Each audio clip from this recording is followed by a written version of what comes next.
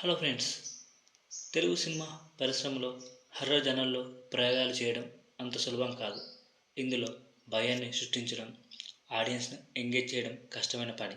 ఈ జానర్లో ప్రయత్నించిన ఆది పినిశెట్టి మరియు డైరెక్టర్ అరివలగన్ వెంకటచలం కొత్త కాన్సెప్ట్తో ముందుకు వచ్చారు.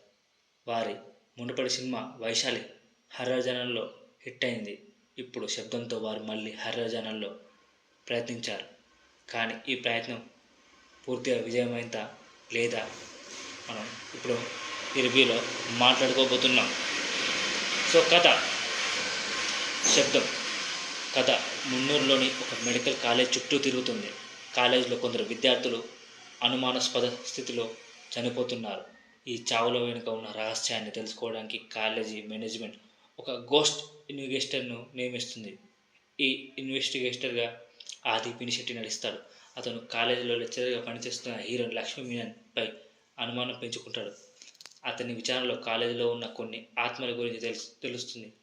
ఈ ఆత్మలు ఎందుకు కాలేజీలో ఉన్నాయి, వాటికి కాలేజీకి ఉన్న సంబంధం ఏంటనేది మిగతా కథ అని చెప్పాలి. సో పాత్రలు మరియు నటన. ఆది పినిశెట్టి ఈ సినిమాలో ఇన్వెస్టిగేటర్ పాత్రలు నటించాడు. అతని నటనంగా చాలా బాగుంది. సో రంగస్థలం తర్వాత మంచి యాక్టింగ్ ఇందులో చేశాడు.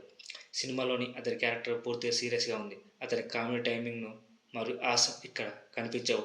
లక్ష్మీ మీనన్ మరియు సిమ్రాన్ ముఖ్యమైన పాత్రల్లో నటించారు. వారి నటన సహజంగా ఉంది, కానీ వారి పాత్రలకు ఎక్కడ డెప్త్ లేదు. కమెడియన్ రెడిన్ కింగ్స్లే కామెడీతో కొత్త ఎంటర్టైన్మెంట్ ఇచ్చాడు. దర్శకత్వం మరియు టెక్నికల్ టీం. డైరెక్టర్ అరివలగన్ వెంకటచలం వైశాలిలోని నీటిని హర్రర్ ఎలిమెంట్గా ఉపయోగించి విజయం సాధించాడు.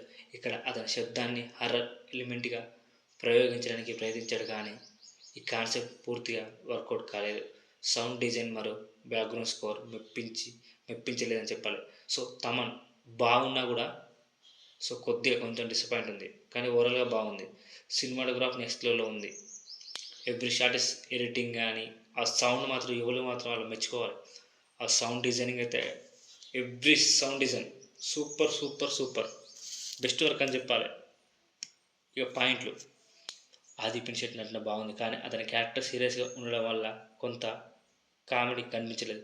ఎమోషనల్ డెప్త్ లేకపోవడం వల్ల ఆడియన్స్ కనెక్ట్ కాలేదు. తమిళ్ మ్యూజిక్ మరియు బ్యాక్గ్రౌండ్ స్కోర్ బాగానే ఉంది.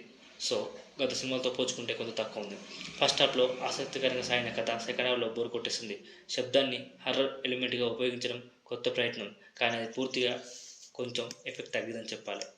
సో మొత్తానికి శబ్దం ఒక కొత్త కాన్సెప్ట్తో ముందుకు వచ్చిన ప్రయత్నం, కానీ ఈ ప్రయత్నం పూర్తిగా విజయవంతమైంది కొంచెం కాలేదని చెప్పాలి. హర్రర్ ఎలిమెంట్స్ మరియు కథలో ఎమోషనల్ డెప్త్ లేకపోవడం వల్ల ఆడియన్స్కి కనెక్ట్ కాలేదు. ఆది పినిశెట్టి ప్రయత్నం మెచ్చుకోదగ్గ సినిమా, పూర్తిగా వర్కౌట్ కాలేదని చెప్పాలి. కానీ హర్రర్ జానర్లో ఆసక్తి ఉన్న ఒకసారి ఈ సినిమాని చూడవచ్చు. కానీ సౌండ్ గురించి, background music, cinematography, acting everything next level. కానీ సెకండ్ హాఫ్ మాత్రం కొంచెం డిసప్పాయింట్ ఉంది. ఫస్ట్ హాఫ్ మాత్రం గ్రిప్పింగ్గా వస్తుంది. సెకండ్ హాఫ్ మాత్రం కొంచెం మొత్తం సైన్స్ మీద ఉంటుంది, కానీ సెకండ్ హాఫ్ సీన్స్ మీద లేదు. ప్లీజ్ లైక్ చేయండి, షేర్ చేయండి.